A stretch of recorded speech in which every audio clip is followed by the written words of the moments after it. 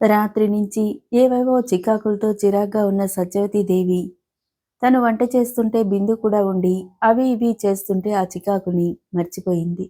చంద్రం రాగానే బిందు ముగ్గురికి కంచాలు పెట్టి వడ్డించింది. చంద్రం కాళ్ళు కడుక్కుని వచ్చి కూర్చున్నాడు. సత్యవతీదేవి అరటిపళ్ళు తీసుకొచ్చి కుర్చీలో కూర్చోబోతుంది. రంగడొచ్చి, అమ్మగారు, నాగరాజు బాబు గారు వచ్చారండి అన్నాడు. కూర్చోబోతున్న సత్యవతీదేవి ఆగి గుమ్మంకేసి చూసింది. నాగరాజు ఒక్కడే రాలేదు. ఆయన కూతురు వల్లి కూడా వచ్చింది. ఎందుకో కాని ఆ టైంలో నాగరాజు రాక ఆవిడికి అయిష్టతగా అనిపించింది. నమస్తే ఆంటీ. హాయ్ చంద్రం. గబగబా వచ్చిన వల్లి అక్కడ మరో కొత్త వ్యక్తిని చూసి ఎవరా అన్నట్టు కనుబొమ్మల్లోనే ఆశ్చర్యాన్ని ప్రకటించింది. సత్యవతీదేవి లేని ఉత్సాహాన్ని సంతోషాన్ని తెచ్చిపెట్టుకుంటూ అంది, ఆ వల్లి, నువ్వు వచ్చావా? అమ్మగారికి ఎలా ఉందమ్మా? వల్లి తల మీద చెయ్యి వేస్తూ ఆప్యాయంగా అడిగి నాగరాజు కేసు తిరిగి, కూర్చోండి, ఇదేనా రావటం? మర్యాదగా అడిగింది. బిందుని ఇక్కడ చూసేసరికి ఆయన ముఖం అదోలా అయింది. ఆ నేను బయలుదేరే టైంకి వల్లి తను వస్తానని కూర్చుంది. అక్కడ తోచటం లేదట. వాళ్ళమ్మ ఏకంగా వెళ్దాం వద్దంది అన్నాడు. మంచి పని చేసింది. వల్లిని చూసి ఎన్నాళ్ళో అయినట్టుగా ఉంది. కావాలంటే 4 రోజులుండి మళ్ళీ వెళ్తుందిలేండి. ఆయనతో అని వల్లిని, కూర్చోవల్లి, అలా నిలబడిపోయావేంటి? ఇది మా తమ్ముడి కూతురు బిందు అని బిందుతో నాగరాజును చూపించి వాళ్ళమ్మాయి అంది. బిందు గురించి తండ్రి చెప్పటం గుర్తుంది వల్లికి. ఓ నమస్తే అంది. బిందు నమస్తే అంది. చంద్రానికి ఊపిరి ఆడనట్టుగా ఉంది. అయినా లేచి నిలబడుతూ నాగరాజుతో అన్నాడు, అంకుల్, స్నానం చేసిరండి. లేవండి, పొద్దుపోయింది. వల్లి, నువ్వు కూడా వెళ్ళి స్నానం చేసిరా అంది సత్యవతీదేవి. కొడుకుతో, చంద్రం, అంకుల్కి తువ్వాలి అంది. వాళ్ళని స్నానానికి పంపి ఆవిడ స్టవ్ అంటించేసరికి బిందు ఆవిడికి బియ్యం కడిగి ఇచ్చింది. సత్యవతీదేవి వడ్డించటం చూసిన నాగరాజు అడిగాడు, వంట మనిషి లేదా అని. బియ్యపురాల్ని హాస్పిటల్లో చేర్చారట. పొద్దున్నే వస్తానని చెప్పి నిన్న వెళ్ళింది. ఇంతవరకు రాలేదు. ఈ మధ్య అస్తమానం మానేస్తుంది. ఇంకో మనిషిని చూసుకోవటం మంచిదనిపిస్తుంది. కూర్చోండి. బిందు, వల్లి, మీరు కూడా కూర్చోండి అంది. మీరు కూర్చోండి. ఇక్కడ పరాయి వాళ్ళెవరు? ఎవరికి కావాల్సినవి వాళ్ళు వేసుకోవచ్చు. సత్యవతీదేవి నిలబడే ఉండటం చూసి నాగరాజు అన్నాడు, అవునంటీ, మీరు కూర్చోండి, వల్లి అంది. అందరూ కూర్చున్నారు. వల్లి చంద్రాన్ని అన్నిట్లోనూ ఆట పట్టిస్తుంది. ఇది చంద్రానికి కొత్త కాకపోయినా బిందు ఎదురుగా తల్లి తనని ప్రతి మాటకి ఆట పట్టిస్తుంటే చాలా కోపం వచ్చింది. తల్లి నాగరాజు ఉండటంతో ఏమనలేక నోరు మూసుకుని కూర్చున్నాడు. ఏమిటి చంద్రం, మౌనవ్రతంగాని పట్టాడా ఆంటీ? ఏం మాట్లాడడం లేదేంటి? అది వరకు ఏ వంక పెట్టుకుని నాతో దెబ్బలాడదామా అని ఉండేవాడు. ఆశ్చర్యంతో కళ్ళు చక్రాల్లా తిప్పింది. చంద్రం వల్లికేసి గుర్రుగా చూశాడు. వల్లి కొద్దిగా నాలుక బయటపెట్టి వెక్కిరించింది. నాగరాజు చంద్రం కేసి సాలోచనగా చూశాడు. వాడు నీతో దెబ్బలాడి నెగ్గగలడా తల్లి? మాట్లాడినా మాట్లాడకపోయినా నీతో గొడవగానే ఉన్నట్టుంది. సత్యవతీదేవి నవ్వుతూ అంది. అయినా చంద్రం మౌనంగానే ఉన్నాడు. ఒక్కసారి నవ్వుదు, నీ నోటి ముత్యాలేం రాలిపోవు, గమ్మత్తుగా తలూపుతూ అంది. అలా తలూపుతున్నప్పుడు చెవులకి ఉన్న రాళ్ల జుంకీలు అటు ఇటు ఊగిసలాడి తళుక్కుమన్నాయి. వల్లి అన్నమాట తిరిగి చంద్రంతో సహా అందరూ నవ్వారు. అమ్మయ్య, పెద్దలు తరించారు బాబు అంది ఆరిందల ముఖం పెట్టి. వల్లితో ఏదొచ్చినా కష్టమే. కోపం వచ్చినా సంతోషం వచ్చినా ఏదీ పట్టలేదు. కోపంగా ఉందంటే తల్లిని ఎవరూ మాట్లాడించలేరు. సంతోషంగా ఉందంటే ఎదుటివారు ఎలా ఉన్నా తన ధోరణిలో మాట్లాడుతుంది. సంతోషంగా ఉన్నప్పుడు అందరినీ బాగా నవ్విస్తూ ఆఖరికి ముంగిలా ఉండేవారు కూడా నవ్వకుండా ఉండలేరు. బిందు వచ్చాక 4 రోజులు 4 క్షణాల్లా ఎంత హుషారుగా గడిపాడో ఇప్పుడు వల్లి నాగరాజు వచ్చాక 4 రోజులు 4 యుగాలుగా గడిపాడు చంద్రం. దేన్ని లెక్క చేయని వల్లి చంద్రాన్ని బాగా ఆట పట్టిస్తుంది. కోపం వస్తే అలిగి కూర్చుంటుంది. సంతోషం వస్తే ఇక చెప్పక్కర్లేదు. దానికి సాయం తండ్రి గారమే కాకుండా సత్యవతీదేవి సపోర్టు కూడా చాలా ఉంది. నాగరాజుకి కూతురంటే ఎంత ప్రేమో అంతకి రెట్టింపు అభిమానం వల్లి అంటే ఆవిడికి ఉంది. చంద్రం తల్లికి ఎప్పుడూ ఎదురు చెప్పడు. ఆవిడంటే మొదటినుంచి భయం. వల్లి తీసుకెళ్లమన్న తోటకి చంద్రానికి ఇష్టం లేకపోయినా చచ్చినట్టు తీసుకెళ్లాల్సిందే. లేకపోతే తిన్నగా వెళ్ళి సత్యవతీదేవికి చెప్తుంది. ఆవిడ చంద్రాన్ని మందలించి పంపుతుంది. ఆ కుటుంబం అంటే ఆవిడకి చెప్పలేనంత గౌరవం, అభిమానమును. అది వరకు తల్లంటే భయం వల్ల, మొదటి నుంచి నాగరాజంటే కూడా కొద్దిగా భయం ఉండటం వల్ల, వల్లి ఎలా ఏడిపించినా, ఎలా హేళన చేసినా, ఈ మధ్య కోపం వస్తున్నా లోపల పళ్ళు నూరుకోవటమే కాని పైకి ఏమీ అనేవాడు కాడు. కానీ ఇప్పుడు బిందు ఎదుట కూడా తనని తీసిపారేస్తుంటే భరించలేకపోతున్నాడు. తల్లి ఎదురుగా లేనప్పుడు ఏదైనా అందామన్నా ఎదురుగా బిందు ఉంది. అందుకే చాలా భాగం ఇంట్లో ఉండటం మానేశాడు. పని ఉందంటూ బయటే ఉంటున్నాడు. ఏమిటి, నన్ను చూసి అలా పారిపోతున్నావు? ఇంటికొచ్చిన అతిథిని కనీసం పిక్చర్కి తీసుకెళ్దామని కూడా లేదా? ఏం మర్యాద బాబు అని బిందు కేసు తిరిగి అడిగింది. మిమ్మల్ని ఇలాగే మర్యాద చేశాడా? లేదు లేదు, బాగానే మర్యాద చేశాడు అంది నవ్వుతూ. నిజంగానే అంటున్నారా? కొద్దిగా తల వంచి కనుబొమ్మలు ముడుస్తూ అడిగింది. నిజమే చెప్తున్నాను అంటూ ఎక్కడెక్కడికి వెళ్ళారో మామూలుగా చెప్పేసింది. చంద్రం బిందుకి చెప్పొద్దని సైగ చేద్దామనుకునేంతలో బిందు చెప్పేసింది. ఆహా, చంద్రం కేసి తిరిగింది. అబ్బాయి గారికి సరదాలు తెలుసన్నమాట. ఇంతవరకు నిజంగా అమాయకుడివే అనుకున్నాను. ఏం, నే మనిషిని కానా? ఎన్నిసార్లు ఎక్కడికి తిప్పినా నీకు తృప్తి లేదు. దానికి నేనేం చేయను? శాంతంగా నవ్వుతూనే చెప్పాలనుకున్నా కాస్త గొంతు స్థాయి పెరిగింది. ఎప్పుడూ రోషపడిన చంద్రం ఇప్పుడు రోషంగా, కోపంగా అనటం, దానికి సాయం బిందు ఎదురుగా తననలా కసురుకున్నట్టుగా మాట్లాడడంతో వల్లికి చాలా కోపం వచ్చింది. ఏమిటి, పెద్ద పెద్ద మాటలు మాట్లాడుతున్నావు? తృప్తి లేకపోవటం ఏంటి? నువ్వు చూపించే సినిమాలకి మొహం వాచున్నానా?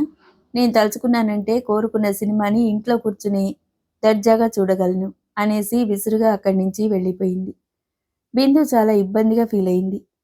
వల్లి మరీ అలా అనేస్తుందని ఊహించని చంద్రం తెల్లబోయాడు. కోపం వచ్చింది. బిందు కేసు చూడటానికి అదో రకంగా అనిపించింది. వెంటనే బయటికి వెళ్ళిపోయాడు.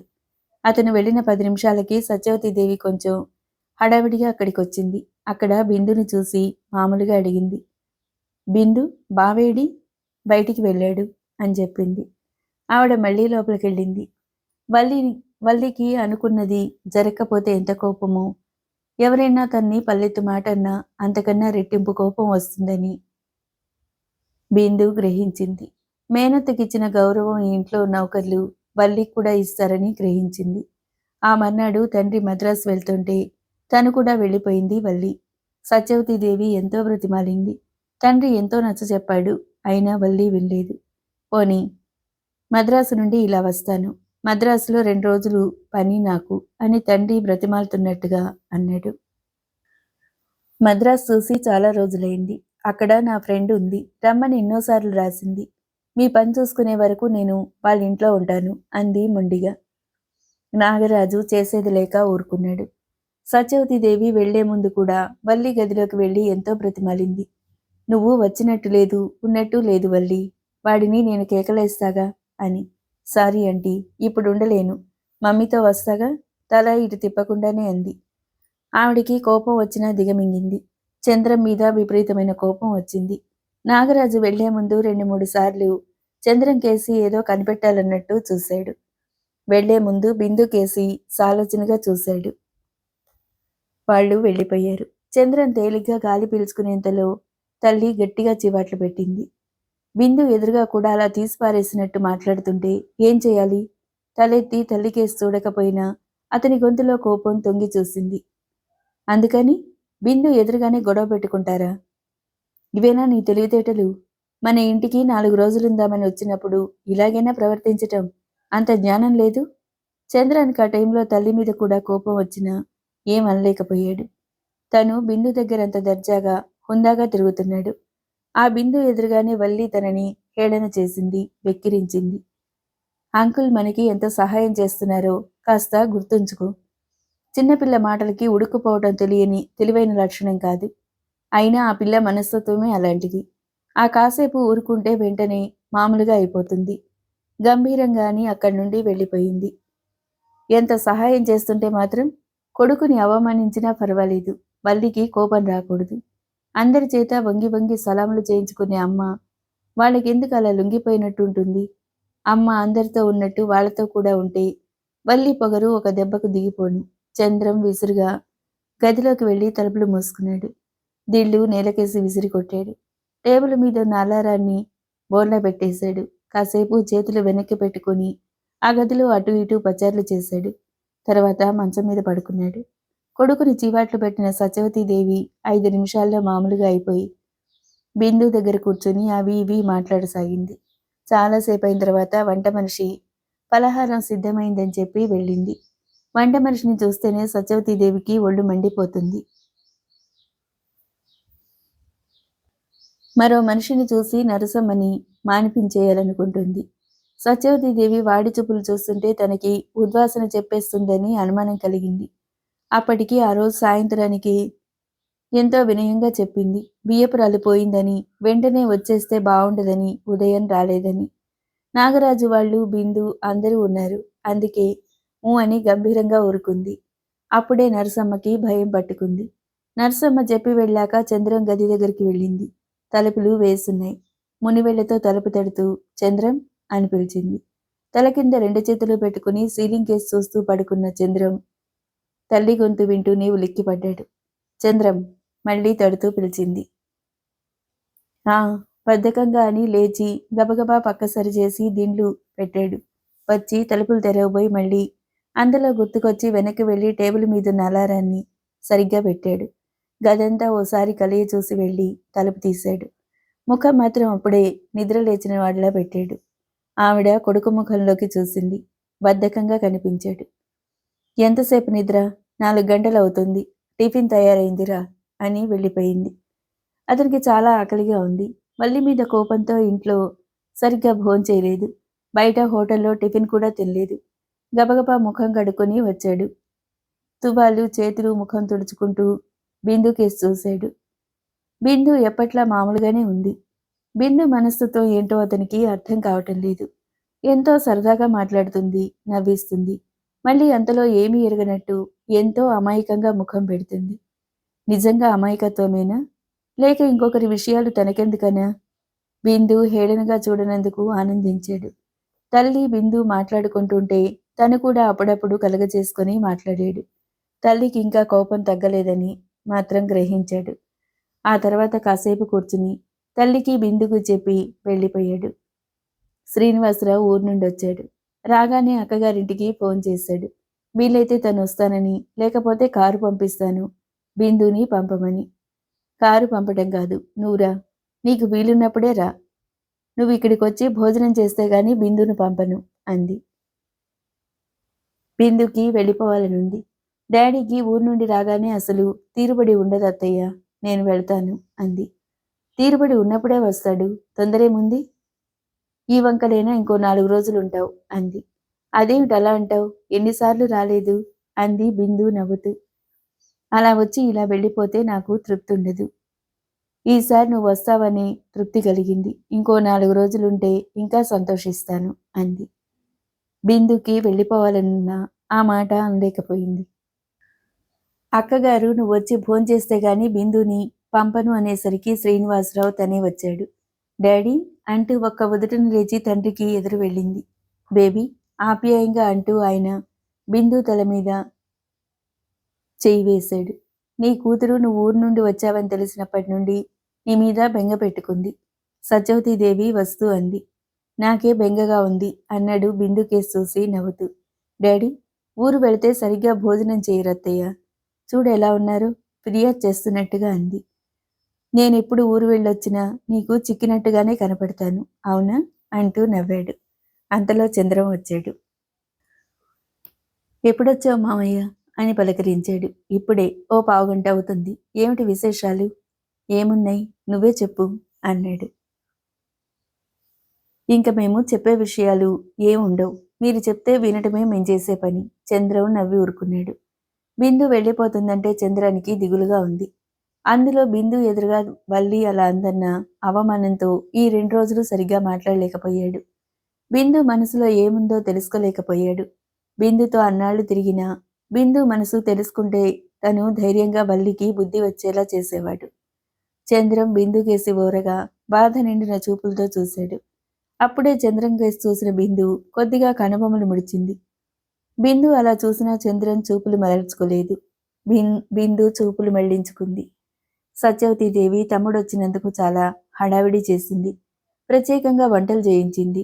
అక్కయ్య, ఏకంగా ఇన్ని చేయించావేంటి? నేనేం కొత్తవాడినా? అన్నాడు. కొత్త వాళ్ళకెందుకు చేయించటం? నువ్వు రావటమే అపురూపం అంది. భోజనాల దగ్గర కూడా అక్కా తమ్ముళ్ళు కబుర్లు చెప్పుకుంటూనే ఉన్నారు. బిందు వాళ్ళ మాటలు వింటూ మౌనంగా భోజనం చేస్తుంది. చంద్రం రెప్పవాల్చకుండా బిందునే చూస్తున్నాడు. ఒక్కసారైనా బిందు తన కళ్ళల్లోకి చూస్తుందేమో, తన మనసులో బాధ కళ్ళల్లో చూపిద్దామని ఎంతసేపటి నుండో తపస్సు చేస్తున్నాడు. బిందు వాళ్ళ మాటలే వింటోంది. బిందు ఇన్నాళ్ల నుండి తనతో తిరుగుతుంది, మాట్లాడుతుంది. బిందుకు తనంటే ఏ భావం లేదా? మరి అంత అభిమానంగా చనువుగా ఎలా మాట్లాడుతుంది? ఒట్టి అత్త కొడుగ్గానే తలిస్తే అంత చనువుగా అభిమానంగా మాట్లాడగలదా? ఒకవేళ అమ్మకి భయపడుతుందా? అమ్మ బిందుని అభిమానంగా చూస్తుందిగా. అయినా పెద్దవాళ్ల మాట ఎలా ఉన్నా తన మనసులో అభిప్రాయం ఆ కళ్ళల్లో వ్యక్తం చేస్తే ఏం పోయింది? చంద్రం, ఏమిటంత పరధ్యానం?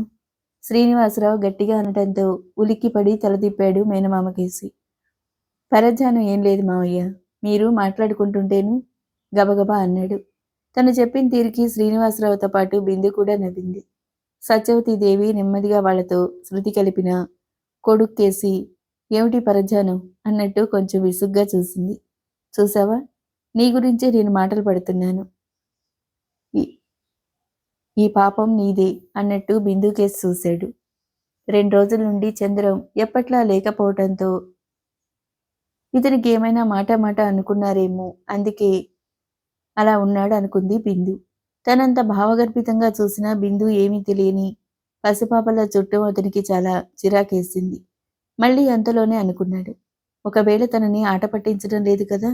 లేకపోతే ఒక వయసులో ఉన్న జంట ఎంత పల్లెటూరు వారైనా ఈ రోజుల్లో అడుగడుక్కి లవ్ చేస్తుంటే అమెరికాలో పెరిగిన బిందుకి కళ్ళల్లో భావాన్ని అర్థం చేసుకునే తెలివి, జ్ఞానం లేదంటే ఎవరు నమ్ముతారు? ఏమైనా సరే ఈసారి బిందుని అడిగేసి ఏదో ఒకటి తేల్చి పారేయాలి. నిజంగా బిందు తనని ఆట పట్టిస్తుంటే బిందుని ఎలా ఆడించాలో తనకి బాగా తెలుసు. అలా అనుకున్నాక చంద్రం మనసు కొంత శాంతించింది. భోజనాలైన అరగంటకే శ్రీనివాసరావు బిందుని తయారవమన్నాడు. ఇప్పుడేగా భోజనాలు చేసింది, ఓ గంట ఆగి వెళ్దురు గాని అంది సత్యవతీదేవి. పనుందక్కయ్య, మళ్ళీ వస్తాంగా. ఇప్పుడు కూడా రావటానికి లేదు, నువ్వు బాధపడతావని వచ్చాను అన్నాడు. ఆమె లేచి లోపలికి వెళ్తూ బిందుని పిలిచింది. బిందు కోసం తెచ్చిన కాశ్మీర్ సిల్క్ చీర ఇస్తూ కట్టుకురమ్మంది. చీర ఎందుకు అత్తయ్య? బిందు చాలా మొహాట పడిపోయింది. ఎందుకేమిటి? నేను సరదాగా ఇస్తున్నప్పుడు నువ్వు సంతోషంగా కట్టుకోవాలి, అంతేకాని ఎందుకు ఏమిటి అని ప్రశ్నించకూడదు. వెళ్ళి కట్టుకురా అంది. బిందు చీర తీసుకుని తండ్రి దగ్గరకు వచ్చి చెప్పింది. అత్తయ్య ఇచ్చినప్పుడు బావుండదమ్మా, వెళ్ళి అత్తయ్య చెప్పినట్టు చెయ్యి. కూతురుతో అని అక్కగారు అక్కడికి వచ్చినప్పుడు అన్నాడు. ఏమిటక్కయ్య ఇప్పుడు ఇవన్నీ ఏంటి? నా కోడలు సరదా పడి కొన్నాను. అయినా మేనకోడలికి ఆ మాత్రం కొనాలని సరదా ఉండదా? నీకన్నా పెద్దదాన్ని అయినా పిలిచి చిన్నపిల్లకి చేసినట్టు ఎంత హడావిడి చేశావు అంది. ఆ మాటతో అక్కగారి అభిప్రాయం ఆయనకి పూర్తిగా తెలిసిపోయినట్టయింది. మొదట నా కోడలని, ఆ తర్వాత మేనకోడలు అంది. అంటే అక్కయ్యకి బిందుని తన కోడల్ని చేసుకునే ఉద్దేశం ఉంది. ఎంత మేనరికమైనా తనే ఆ మాట అనాలి. వాసుదేవరావు గారితో చెప్పి ఓ శుభముహూర్తాన అక్కయ్య దగ్గర కదిపితే మంచిది అనుకున్నారు. బిందు చీర కట్టుకుని వచ్చింది. ఇదిగో అత్తయ్య అంది నవ్వుతూ. ఆ చీరలో కుందనపు బొమ్మలా ఉన్న బిందుని చూస్తూ ఆవిడ మనసులోనే మురిసిపోయి బిందుని దగ్గరికి తీసుకుంటూ అంది. చీరలో ఇంకా పొడుగ్గా కనిపిస్తున్నావు బిందు. బిందు నవ్వి ఊరుకుంది. చంద్రం బిందుని రెప్పవాల్చకుండా చూస్తున్నాడు. బేబీ, అత్తయ్యకి దండం పెట్టు శ్రీనివాసరావు అన్నాడు. బిందు తండ్రి చెప్పినట్టే చేసింది.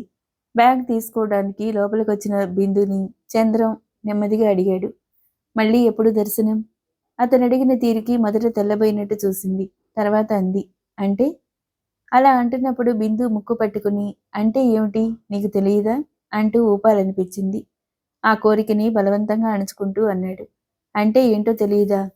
నువ్వు చాలా గడుసుదానివి అని క్షణమాగి బాధని వ్యక్తం చేస్తున్నట్టుగా అన్నాడు. బిందు, నువ్వెంత హుషారుగా వెళుతున్నావో నాకంత దిగులుగా ఉంది. చంద్రం భావాన్ని చూచాయిగా గ్రహించిన బిందు కనుబొమ్మలు లీలగా ముడిపడ్డాయి. బ్యాగ్ జిప్ లాగే నెపంతో తలదించుకుంటూ మామూలుగా అంది. దిగులేందుకు? వచ్చిందాన్ని మా ఇంటికి వెళ్ళనా?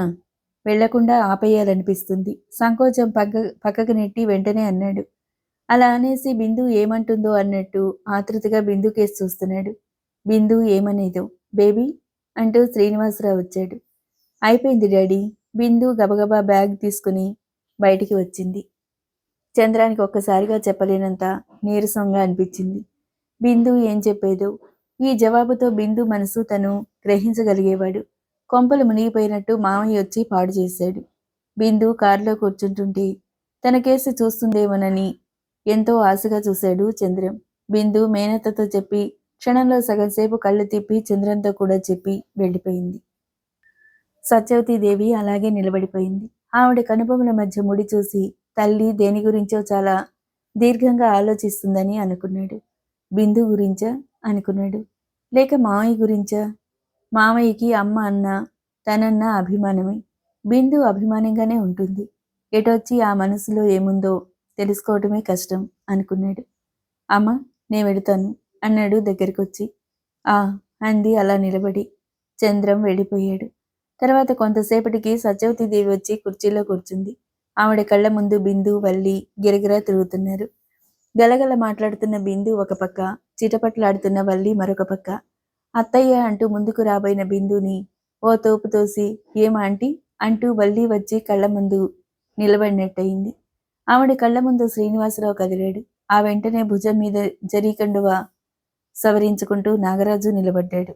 ఆవిడ తల విదిరించి వెంటనే నిలబడింది. నాగరాజును కాదని నిలబడటం మాటలు కాదు. కానీ ఏదో విధంగా ఏదో ఒకటి చేయాలి. ఎలా? ఆవిడ గదిలోకి వెళ్ళి తలుపులు మూసుకుంది. ఎంతసేపు ఎన్ని రకాలుగా ఆలోచించినా ఆవిడకేమీ తట్టలేదు. ఇంకొద్ది రోజుల్లో భార్యను తీసుకొస్తాడు. పెళ్లి మాటలు కదుపుతాడు. ఆవులిస్తే పేగులు లెక్కబెట్టే రకం. ఏ సాకు చెప్పి వాయిదా వేయలేను. చాలా తెలివిగా మాట్లాడాలి. జాగ్రత్తగా ఉండాలి. అసలు శ్రీనివాస్ అభిప్రాయమే ఖచ్చితంగా తెలియటం లేదు. కొన్నాళ్ళాగి అడుగుదామని ఊరుకున్నాడేమో. అంతే అయ్యుంటుంది అనుకుంది. శ్రీనివాసరావు బిందు వచ్చేసరికి సుధీర్ అప్పుడే వచ్చాడు. శ్రీనివాసరావు కారు దిగుతూ చేతి వచ్చి చూసుకున్నాడు. సరిగ్గా 1 గంట అయింది. సుధీర్ని 1 గంటకు రమ్మని చెప్పాడు. సుధీర్ సరిగ్గా ఆ టైంకి అతను రావటం, అతని క్రమశిక్షణకి ఆయన లోపల చాలా సంతోషించాడు. ఆయన వెనకాల దిగిన బిందుని అతను క్షణంసేపు పోల్చుకోలేదు. బిందుని చీరలో అతను ఎప్పుడూ చూడలేదు. ఆ కళ్ళల్లో ఏదో దిగుల్లాంటిది కదలాడింది. కారు దిగుతూ తలెత్తిన బిందు సుధీర్ని చూసి పలకరింపుగా చిన్నగా నవ్వింది. సుధీర్ పెదవులు విడివిడనట్టు చిన్నగా నవ్వాడు. తర్వాత శ్రీనివాసరావుతో లోపలికి వెళ్ళాడు.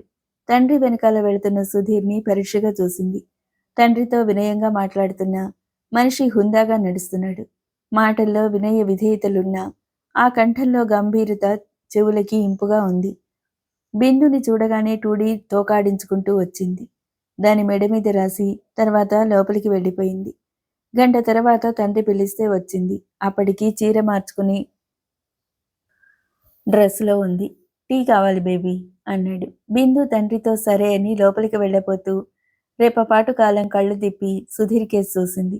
అతను పరీక్షగా టీపై మీదున్న పేపర్ వెయిట్నే చూస్తున్నాడు. బిందు రాజమ్మ చేత టీ పంపింది. తర్వాత శ్రీనివాసరావు వెళ్ళేటప్పుడు పిలిస్తే బయటికి వచ్చింది. బేబీ నే వెళుతున్నాను అన్నాడు. సరే డాడీ అంది. సుధీర్ కుర్చీలోంచి లేస్తూ కళ్ళు తిప్పి బిందు కేసు చూశాడు. అప్పుడే తలెత్తిన బిందుకి సుధీర్ చూపులు మర్యాదకి వెళ్తానని చెప్పినట్టుగా అనిపించాయి. ఆ చూపులు చూస్తే ఎందుకో బిందుకి నవ్వొచ్చింది. మొహాటస్తుడా అనుకుంది. మళ్ళీ అలాగా అనిపించలేదు. తన బాస్ కూతురని చూస్తాడు అనిపించింది. వాళ్ళు వెళ్ళిపోయాక టూడీతో ఆడుతూ కూర్చుంది. ఆడుతున్న బిందు మనసు పరధ్యానంగానే ఉంది. వెళ్లకుండా ఇక్కడే ఆపేయాలని చంద్రం గొంతులో భావాన్ని మార్చి అలా ఎందుకన్నాడు? తనతో చంద్రం మాట్లాడుతుంటే వల్లి ఎందుకు ఉడుక్కుంది? సుధీర్ డాడీ తాతగారి దగ్గర వినయంగా, మిగతా వాళ్ళ దగ్గర గంభీరంగా, దర్జాగా ఉండే సుధీర్ తన దగ్గర మొహమాటంగా మాటలు రాని వాళ్ళ మౌనంగా ఉండిపోతాడే? టూడీ చేత షేక్ హ్యాండ్ ఇప్పించుకుని మరీ కాసేపు రింగ్ దూరంగా విసిరి పట్టుకురమ్మని, మరి కాసేపు తను అటూ ఇటూ తిరిగి తనతో కూడా టూడీ తిరుగుతుంటే కావాలని కర్చీఫ్ జార విడుస్తుంది. టూడీ మళ్ళీ వెనక్కి వెళ్ళి కర్చీఫ్ తెచ్చి బిందుకి ఇస్తుంది. బిందు టూడీని 2 చేతుల మధ్యకి తీసుకుని లోపలికి తీసుకెళ్ళింది. సుధీర్ స్నానం చేసొచ్చాడు. కనుబొమ్మల మధ్య బొట్టు పెట్టుకున్నాడు. తల్లి ఫోటో దగ్గర దీపం వెలిగించి పెట్టాడు. అగరవత్తి వెలిగించాడు. కళ్ళు మూసుకుని చేతులు జోడించాడు. 2 నిమిషాలు మౌనంగా నిలబడ్డాడు. అతని మనసు భారంగా అయిపోయింది. తన కోసం తల్లి పడిన కష్టాలు మళ్ళీ కళ్ల ముందు మెదిలై తన ఉన్నతిని చూడకుండానే కళ్ళు మూసిన తల్లి కళ్ల ముందు మెదిలింది. ఏవేవో గుర్తుకొచ్చి అతని దవడ ఎముక కిందికి మీదికి కదిలింది. అంతలో తల్లి తప్పని హెచ్చరించినట్లు అనిపించింది. తనని తాను సర్దుకుని కళ్ళు తెరిచాడు. తర్వాత 5 నిమిషాలకే అతను మామూలుగా అయిపోయాడు. మహేంద్ర మంచం కేసి చూశాడు. ముసుగు తన్ని పడుకున్నాడు అతను. మహేంద్ర సాబ్, 8 అవుతుంది, లేవండి, దుప్పటి లాగేస్తూ పిలిచాడు. అంతేగా, అప్పుడే ఏం మునిగిపోయింది అంటూ మళ్ళీ దుప్పటి లాక్కోబోయాడు. సుధీర్ దుప్పటి వదల్లేదు. ఇప్పటినుంచి లేచి నేనెవరిని ఉద్ధరించాలి చెప్పు? అయినా అప్పుడే ఎందుకు లేచావు? నువ్వు కూడా కాసేపు పడుకో. ఆ కళ్ళు చూడు ఎంత ఎర్రగా ఉన్నాయో. మహేంద్ర కళ్ళు తెరవకుండా దుప్పటి లాక్కుంటూ అన్నాడు. నా స్నానం కూడా అయింది, మళ్ళీ పడుకోనా? ఏం, పడుకుంటే తప్పేముంది? అయినా నీ ముఖాన సుఖపడే యోగం లేదు. అందుకే ఆడదానిలా తెల్లారకుండా లేచి కూర్చుంటావు. నువ్వు లేచావు పో, నన్ను కూడా లేపి చంపుతావుగా. అతను విసుగ్గా లేచి కూర్చుంటూ కోపంగా అన్నాడు. ఇదిగో, ఈ పాపం ఊరికే పోదు. నువ్వు నా దుప్పటి వైపు పుడతావు అంటూ లేచి నిలబడ్డాడు. సంతోషం అన్నట్టుగా చిన్నగా అంగీకారంగా తల పంకించాడు సుధీర్. లేచి నిలబడిన మహేంద్ర సుధీర్ కనుబొమ్మల మధ్య కుంకుమ బొట్టు చూశాడు. అప్పుడు అతనికి గుర్తుకొచ్చింది, ఆ రోజు సుధీర్ తల్లి చనిపోయిన రోజని. సారీ ఫ్రెండ్, అయినా నాకు తెలియక అడుగుతాను. నేను లేవనప్పుడు 4 తన్ని లేపొద్దు? ఆ మాత్రం చనువు లేదా నీకు? నేనింత చనువుగా ఉన్నా నువ్వు నా నుండి దూరంగానే ఉంటావేరా? బాధగా అన్నాడు. ఇప్పుడేగా నీ దుప్పటినై పుట్టమని శపించావు, దానికోసం చూస్తున్నాను నవ్వాడు సుధీర్. వద్దురా, నేనే నీ దుప్పటినై పుడతాను. అప్పుడు నీ ఏ పాడుకళ్ళు రాకుండా హాయిగా పడుకుంటాను. ఉండు, ఇప్పుడే స్నానం చేసొస్తాను అని హడావుడిగా బాత్రూంలోకి వెళ్ళిపోయాడు. సుధీర్ తల్లిదండ్రులు చనిపోయిన రోజు అనాథ శరణాలయానికి వెళ్ళి తనకి తోచింది ఇస్తాడు. మహేంద్రతో కలిసి భోజనం చేస్తాడు. అతనికి తండ్రి ఎలా ఉంటాడో తెలియదు. తల్లి 15 సంవత్సరాల వచ్చే వరకు ఉంది. తనని పెద్ద చదువు చదివించాలని రెక్కలు ముక్కలు చేసుకుంది. తన ఆశలన్నీ తన మీదే పెట్టుకుని తన శక్తినంతా తన కోసమే ధారపోసి ఆఖరికి కన్ను మూసింది. అతనికి బంధువులు అన్న మాటంటేనే అసహ్యం. స్నేహితులే అతనికి ఆప్తులు. అందులో మహేంద్ర అతనికి తల్లి, తండ్రి, గురువు. అతనిలో ఆప్తులందరినీ చూసుకుంటాడు. అతను చూపిన ఆదరాభిమానాలని సుధీర్ కల్లో కూడా మర్చిపోడు. శ్రీనివాసరావు ఫోన్ చేయటంతో సుధీర్ శ్రీనివాసరావు ఇంటికి వెళ్ళాడు. రా సుధీర్, ఆయన ఆప్యాయంగా ఆహ్వానించాడు. ఆ ఆప్యాయతకి అతని మనసు సంతోషించలేదు. అందులో ఈ రోజు అతని మనసు తల్లి జ్ఞాపకాలతో మరీ భారంగా ఉంది. శ్రీనివాసరావు చూపించిన కుర్చీలో కూర్చున్నాడు. కొంచెంసేపు బిజినెస్ విషయాలు మాట్లాడుకున్నారు. మొదట సుధీర్ గ్రహించలేదు, కానీ తర్వాత శ్రీనివాసరావు కొంచెం అదోలా ఉన్నట్టు గ్రహించాడు. అలా గ్రహించాక ఆయన మాట్లాడే ప్రతి మాటని, చేష్టని శ్రద్ధగా గమనించాడు. తను చూసినప్పటి నుండి ఎంతో కులాసాగా, ఆనందంగా, దర్జాగానే కనపడ్డాడు. ఇప్పుడు ఏదో అపురూపమైన దాన్ని పోగొట్టుకున్న బాధ ఆ కళ్ళల్లో రెపరెపలాడుతుంది. గొంతు భారంగా, కళ్ళల్లో కాంతి హఠాత్తుగా తగ్గిపోయినట్టుగా కనిపించాడు. సుధీర్ బుర్ర చురుగ్గా పనిచేయసాగింది. శ్రీనివాసరావు ఎప్పుడు ఏం మాట్లాడినా అతని బుర్రలో రికార్డ్ అయిపోతుంది. అయినా అతని పూట శ్రీనివాసరావు మాట్లాడి ప్రతిదీ మళ్ళీ మననం చేసుకున్నాడు. 2 చేతులు తల వెనక్కి పెట్టుకుని సోఫాలో వెనక్కి వాలి కొంచెం పరగ్గా ఉన్న శ్రీనివాసరావు ఉన్నట్టుండి బేబీ అని పిలిచాడు. మరుక్షణం బిందు అక్కడికొచ్చింది. ఏం డాడీ అంది. సుధీర్ కొద్దిగా తలెత్తి బిందు కేసి చూశాడు. బిందు తండ్రి చెప్పే మాటకి ఎదురు చూస్తున్న దానిలా నిలబడింది. ఆ ఇంటికి వచ్చే ముందు బిందు ఎదురుపడినా చూడకూడదనుకుంటాడు సుధీర్. కానీ బిందు ఎదురుగా వచ్చే వరకు అతని మాట బుద్ధిగా విన్న మనసు బిందు మాట చెవిన పడేసరికి అతని మాట వినదు. మాట వినకుండా ముందుకురికే మనసుని అతను కళ్ళెర్ర చేసి కళ్ళెం వేసి ఆపేస్తాడు. అతనెంత కళ్ళెర్ర చేసినా బిందు స్నేహభావానికి అతని మనసు ఆకర్షింపబడుతూనే ఉంది. బిందు కేసు చూసిన సుధీర్ మళ్ళీ చూపులు మళ్లించుకున్నాడు. బేబీ, సుధీర్ ఇక్కడే భోంచేస్తాడు, ఆ ఏర్పాట్లు చూడు అన్నాడు. సారీ సార్, నా భోజనం అయిపోయింది అన్నాడు. శ్రీనివాసరావు కొంచెం తెల్లబోయినట్టు చూశాడు. ఎందుకంటే సుధీర్ వంటగంట తర్వాతే భోజనానికి వెళ్తాడు. అది వరకు రెండు మూడు సార్లు భోజనానికి పిలిస్తే కూడా ఏదో వంకతో తప్పించుకున్నాడు. ఏమిటి విశేషం? ఎప్పుడూ 1 తర్వాత చేస్తావుగా? ఆ గొంతులో అధికారం లేదు. తను భోజనం చేయమనగానే చేయనందుకు కోపం కూడా లేదు. మామూలుగానే ఎప్పుడూ ఒక క్రమ పద్ధతిలో టైం ప్రకారం చేసే వ్యక్తి అది కొంచెం తారుమారైతే కలిగే ఆశ్చర్యం ఆ కళ్ళల్లో కదలాడింది. ఆయనెంత అభిమానం చూపించినా బింకంగా ఉండే సుధీర్ ఆయన ఏమిటి విశేషం అని అడగగానే ఆయన నుండి చూపులు మళ్లించుకుంటూ, ఈరోజు మా అమ్మ నా నుండి దూరమైన రోజు నెమ్మదిగా అన్నాడు. ఓ, ఐఎమ్ సారీ. కొద్ది క్షణాలైనా సుధీర్ ముఖం అదోలా అయిపోవడం ఆయన గ్రహించి బాధగా అన్నాడు. దాందేముంది సార్, సుధీర్ మామూలుగా అయిపోతూ అన్నాడు. ఎప్పుడూ ఒక్క వాసుదేవరావు గారికి తప్ప ఇంటి విషయాలు చెప్పని శ్రీనివాసరావు మెల్లగా అన్నాడు.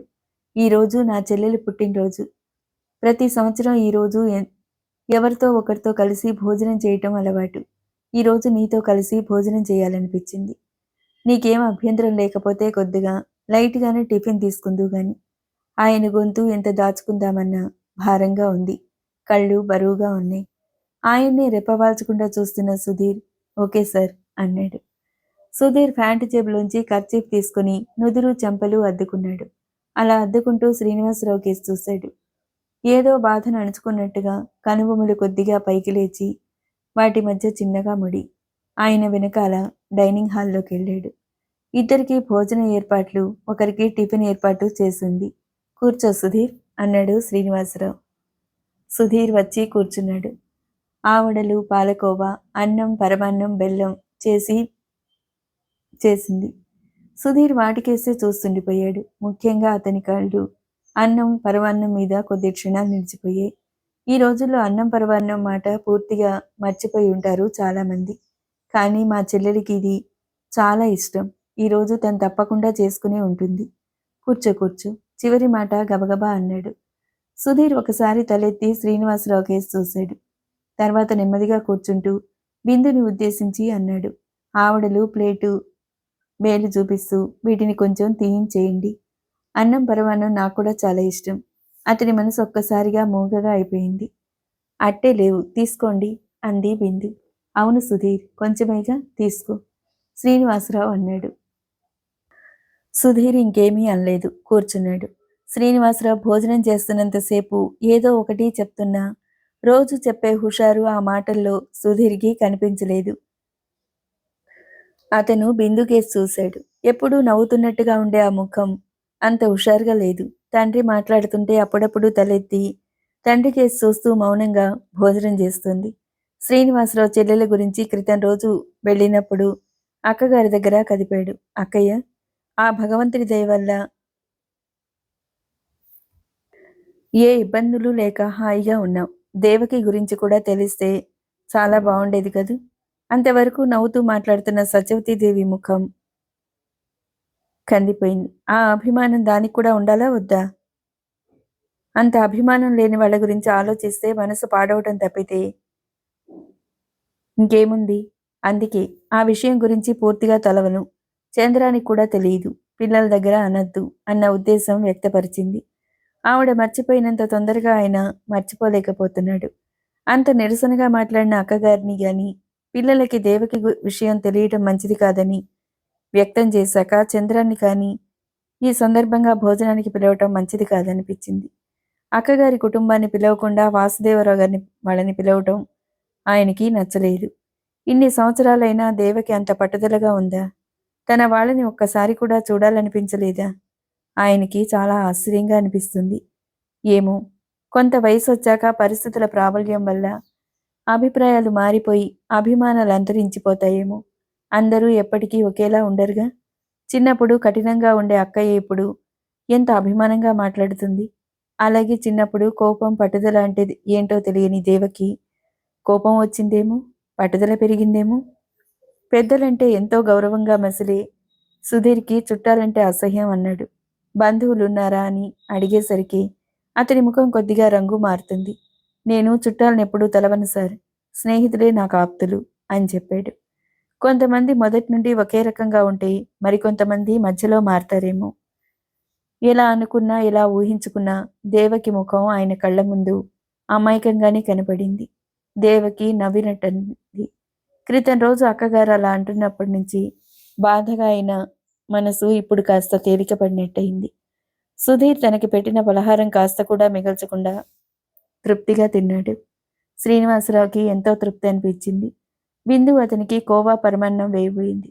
వద్దు, అతను 2 చేతులు అడ్డుపెట్టేశాడు. ఇప్పటికే ఎక్కువైపోయింది, ఇక వేయకండి. బిందు కళ్ళల్లో ఆశ్చర్యం తొంగి చుట్టం అతను గ్రహించాడు. సుధీర్ ఇప్పుడు 2 మాటలే మాట్లాడినా ఫ్రీగా మాట్లాడాడు. సుధీర్ ఇంటికొచ్చిన శ్రీనివాసరావు ముఖమే కళ్ళ ముందు మెదులుతుంది.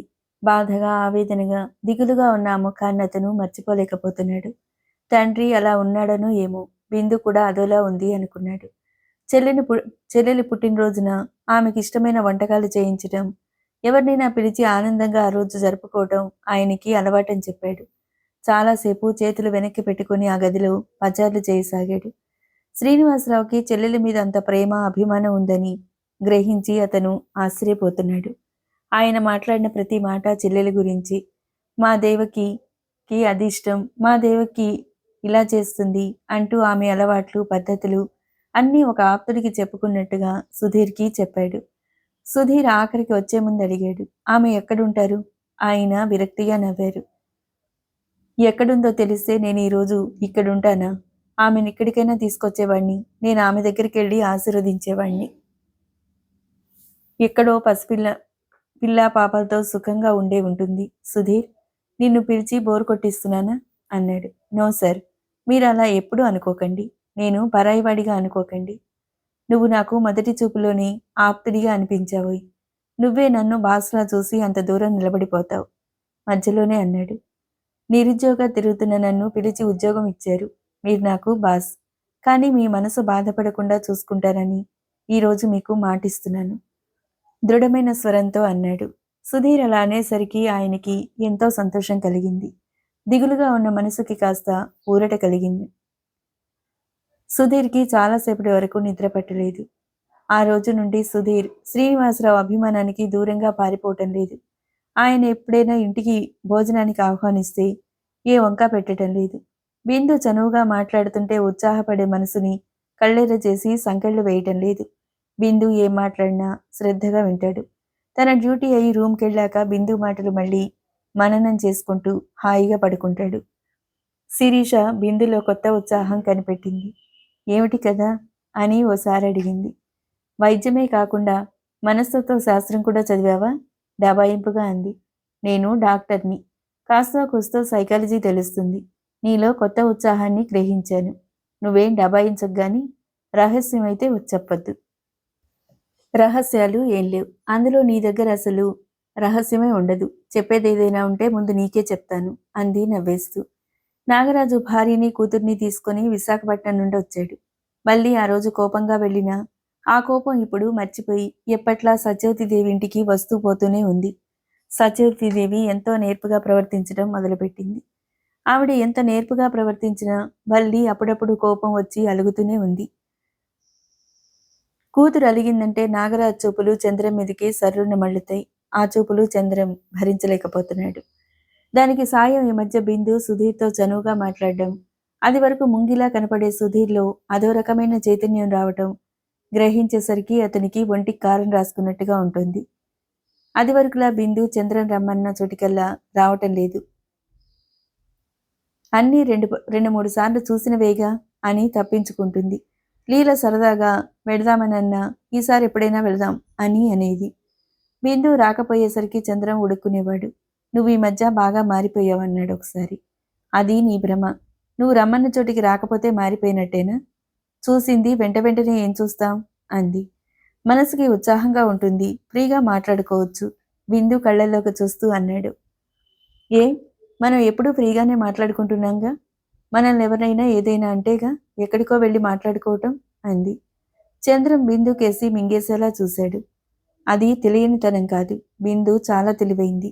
తను అనుకున్నది చాలా తెలివిగా చేస్తుంది. పండ్ల బిగున అనుకున్నాడు. ఆ కోపంలో లీలను తీసుకుని 2-3 సార్లు పిక్చర్కి వెళ్ళాడు. కల్మషం అంటే ఏంటో తెలియని లీల అది వరకు బిందు అతనితో కలిసి వెళ్ళి ఉందేమో. చంద్రం వచ్చి బోర్ కొడుతుంది, బిందుకి పనుంది, మీకు నాతో ఒంటరిగా రావడానికి అభ్యంతరమా అని అడిగేసరికి అబ్బే ఎందుకు అభ్యంతరం, కానీ బిందు వస్తే కూడా బాగుండేది అంది అమాయకంగా. అందుకే ఆవిడ గారికి అంత గర్వం. మనసులో కోపంగా అనుకుని పైకి అవును అన్నాడు. 2-3 సార్లు శ్రీనివాసరావుని ఆఫీస్లో కలిసి ఇంటికి రాకుండా వెళ్ళిపోయాడు.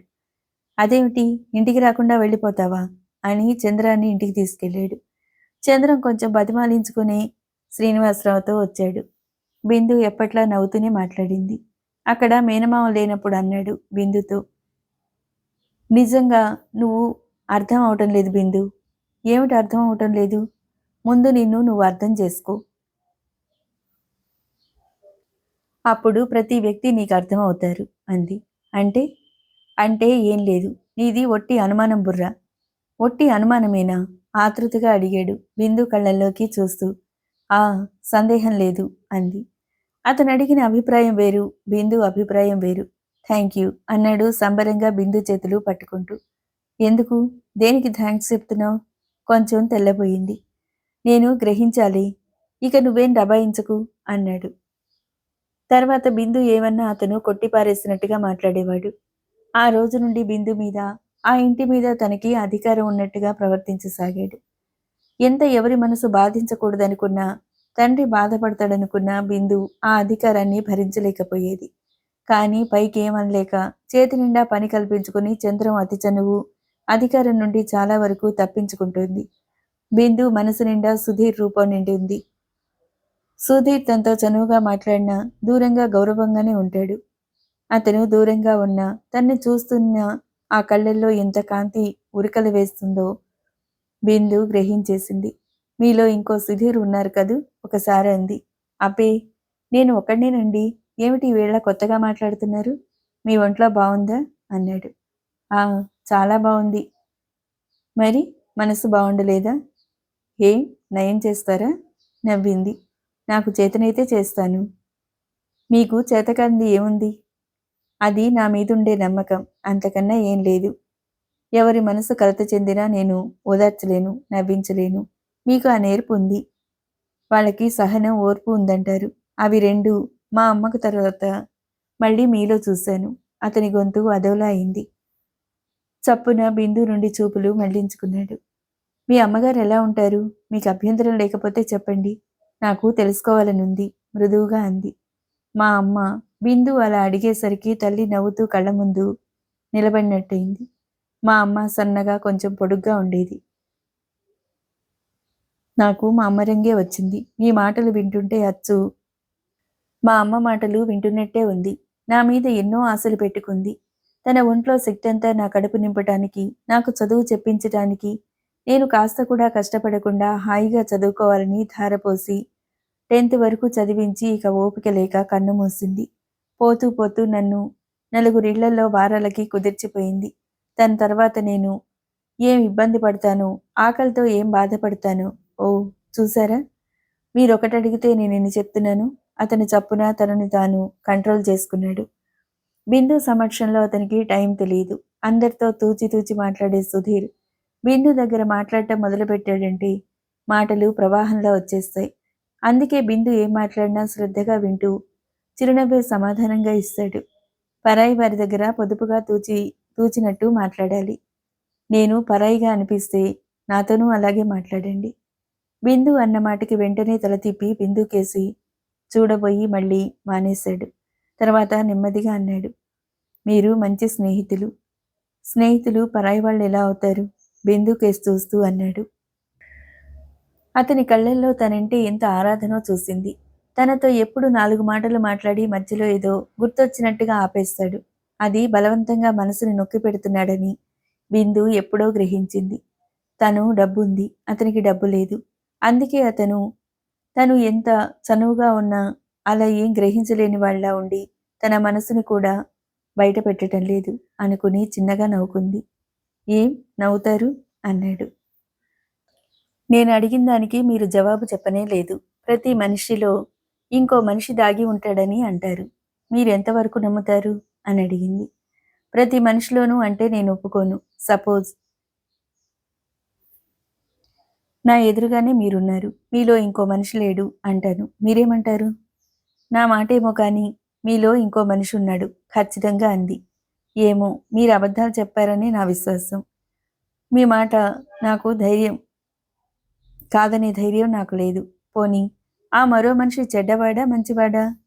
ఏమనుకుంటున్నారు? అతని గుండెలు చిత్రంగా కొట్టుకున్నాయి. మంచివాడు, మీకన్నా చాలా మంచివాడు నవ్వింది. Thank you. ఏం నేను మంచివాణ్ణి కానా? అలా అడిగి ఉండవలసింది కాదు అనుకున్నాడు అడిగేశాక. మీరు మంచివారు, కానీ మీలో ఉన్న మరో మనిషి మంచి మనసున్నవాడు. ఉండండి, టీ తీసుకొస్తాను అనేసి మెరుపులా లోపలికి వెళ్ళిపోయింది. సుధీర్ ఒక్కసారిగా తెలివిలోకి వచ్చినట్టుగా అయ్యాడు. బిందు సామాన్యురాలు కాదు. బిందు సమక్షంలో తన మనసు తన మాట విందు. పొడి పొడిగా జవాబులు ఇవ్వాలనుకుంటాడు, కానీ తన వల్ల కావటం లేదు. బిందు టీ బిస్కెట్లు తీసుకొచ్చేసరికి సుధీర్ మామూలుగా ఎప్పట్లా కూర్చున్నాడు. బిందు కూడా ఏవో 2-3 మాటలు తప్ప ఎక్కువగా మాట్లాడలేదు. టీ తీసుకోగానే సుధీర్ బిందు దగ్గర సెలవు తీసుకుని వెళ్ళిపోయాడు. అతను వెళ్ళాక బిందు అక్కడే కూర్చుండిపోయింది. ఎంత మంచి మనసు, ఎంత సంస్కార హృదయం అని అనుకోకుండా ఉండలేకపోయింది.